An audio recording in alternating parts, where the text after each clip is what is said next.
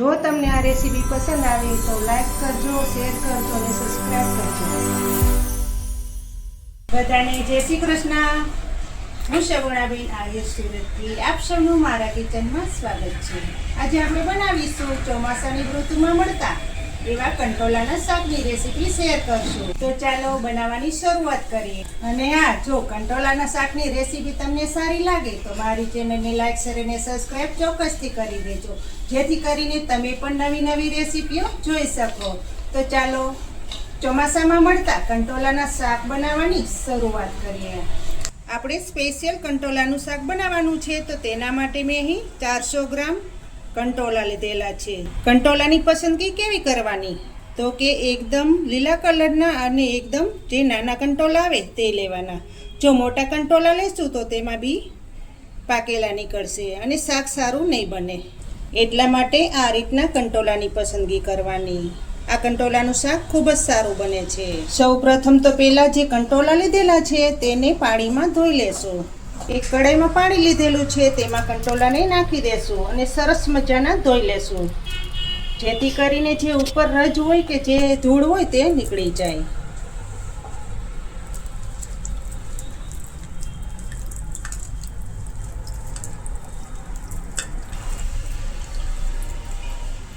આ રીતે ધોઈ અને થાળીમાં કાઢી લેશું. જો કંટોલા ઉપરથી બધી ધૂળ નીકળી ગઈ છે. હવે કંટોલાને કટ કરી લેશું. આપણે ઉપરથી પતલી છાલ જ નીકાળવાની છે. ઉપરથી વધારે જાડો ભાગ નથી કાઢવાનો.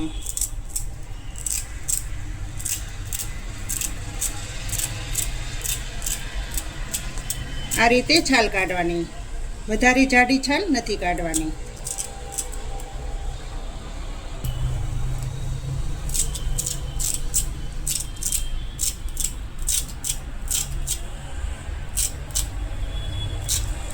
ઘણા તો કેવું કરતા હોય છે કે ઉપરથી જાડી છાલ કાઢી નાખતા હોય છે, જે અંદરનું જે ગરબ હોય તે પણ નીકળી જાય છે, એટલે શાક ખાવામાં સારું નથી લાગતું.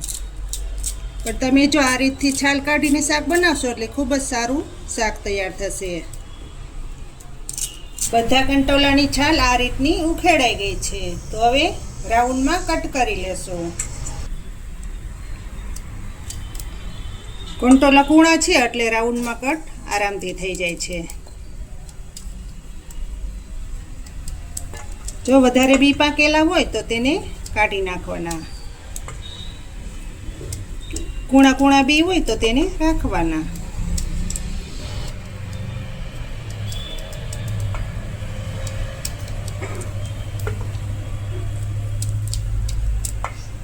કંટોલા આયુર્વેદિકની દ્રષ્ટિએ જોઈએ તો ખૂબ જ ફાયદાકારક છે. બધાય કંટોલા આ રીતના કટ થઈ ગયા છે. હજુ એકવાર પાણીમાં નાખીને ધોઈ લેશું, જેથી કરીને જે મોટા બી હોય તે નીકળી જાય.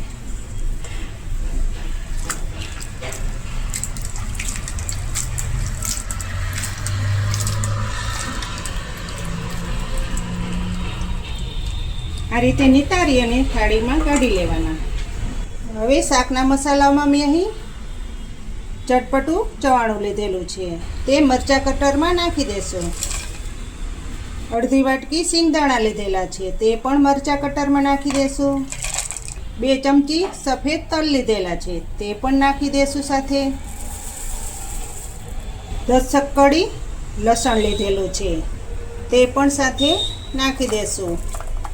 બધી વસ્તુનો અધકચરો પાવડર તૈયાર કરશો.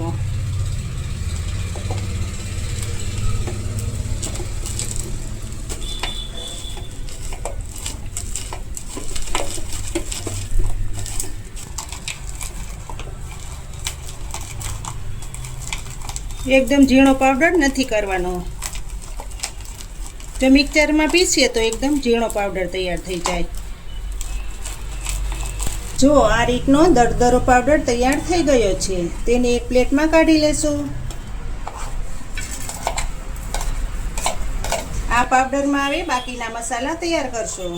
સ્વાદ પ્રમાણે નમક નાખશું, 1 ચમચી કાશ્મીરી લાલ મરચાંનો પાવડર નાખશું, 1 ચપટી જેટલી હળદર પાવડર, 1 ચમચી ખાંડ નાખશું. આ બધા મસાલાને મિક્સિંગ કરી લેશું. આ રીતે મસાલા ભેળવીને નાખશું એટલે શાકમાં વઘાર બરશે પણ નહીં અને વઘાર સારો લાગશે. શાકનો કલર પણ સારો થશે. હવે વઘાર કરશું. વઘાર કરવા માટે મેં અહીં જાડા તળિયાવાળી કઢાઈ લીધેલી છે, તેમાં વઘાર કરીશું. ગેસ ચાલુ કરશું. કઢાઈમાં તેલ નાખીશું.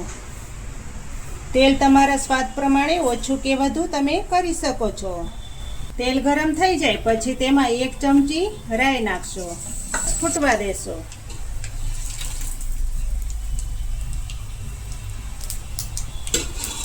રાઈ સરસ ફૂટી ગઈ છે તો તેમાં 1 ચમચી આખું જીરું નાખશો.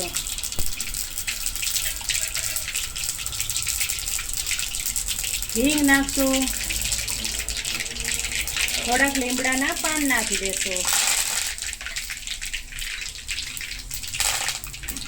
તેમાં મેં અહીં લસણ સુધારીને રાખેલું છે તે નાખીશું.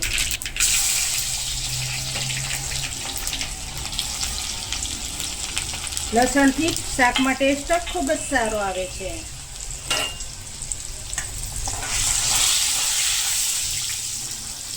લસણનો કલર ચેન્જ થઈ જાય પછી બીજી વસ્તુ નાખીશું.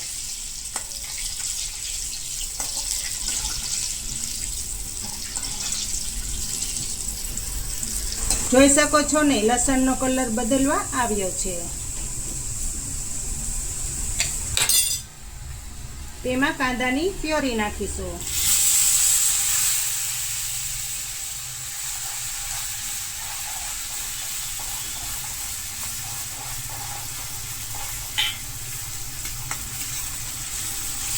તમે પણ ચોક્કસથી આ મારી રીતે શાક બનાવજો. બધા આંગળા ચાડતા રહી જશે. જે નહીં ખાતા હોય તે પણ આ શાક ખાવામાં લાગશે. મસાલામાં હવે ટમેટાની પેસ્ટ નાખીશું. આ બંને વસ્તુને સરસ રીતે પાકવા દેશું.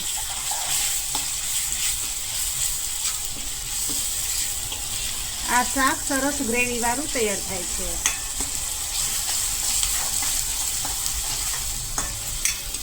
જ્યાં સુધી આ બંને વસ્તુની કચાસપણું ન નીકળે ત્યાં સુધી બંને વસ્તુને પાકવા દેશું.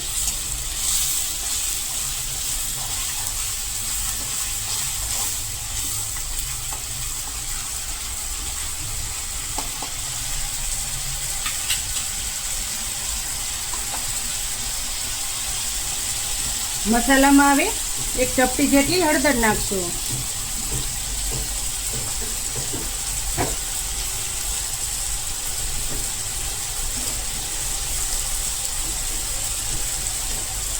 એક ચમચી તીખું મરચું નાખીશું.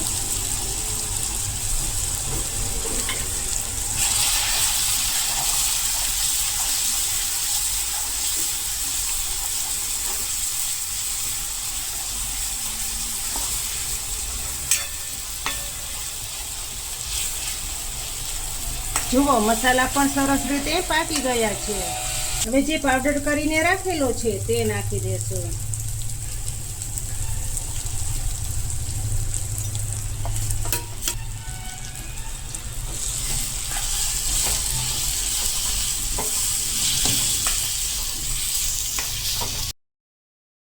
બધા મસાલા મિક્સિંગ કરી લેશું.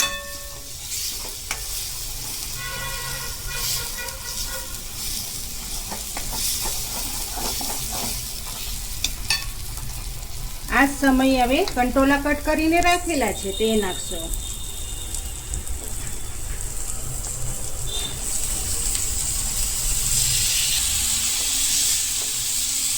ગેસ ધીમો રાખવાનો. જો ફૂલ ગેસ ઉપર આપણે શાકને પકાવશું તો વઘાર ભરી જશે અને બધા મસાલા કાળા પડી જશે. જોઈ શકો છો ને, કંટોલાનું શાક જોતા જ ખાવાનું મન થઈ જાય તેવું તૈયાર થશે.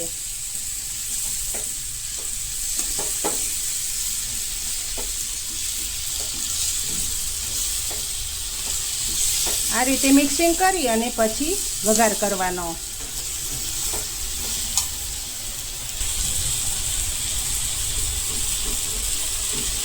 આ શાકમાં ગરમ પાણીનો ઉપયોગ કરવાનો.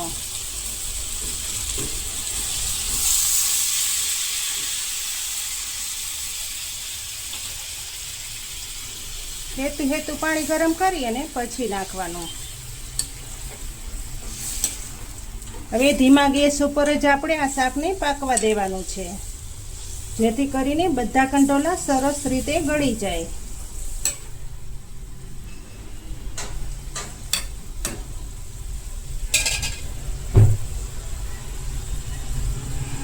ઉપરથી થાળી ઢાંકી દેશું, જેથી કરીને વરાળમાં સરસ રીતે પાકી જાય. હવે શાકને જોઈ લેશું. જોઈ શકો છો ને, શાકમાંથી બધું તેલ છૂટું પડવા લાગ્યું છે. આ રીતનો વઘાર રાખવાનો, વધારે રસો નથી રાખવાનો.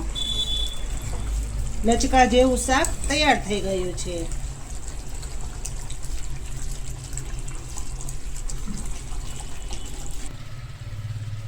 આ રીતનું કંટોલું ચાકા વડે દબાવીને જોઈ લેવાનું. જુઓ, કંટોલું સરસ પાકી ગયું છે. હવે ગેસ બંધ કરી દેશો અને ગરમા ગરમ શાકને સર્વ કરશો. આ શાક તમે ગમે તેની સાથે ખાઈ શકો. રોટલા સાથે તો ખૂબ જ સારું લાગે છે.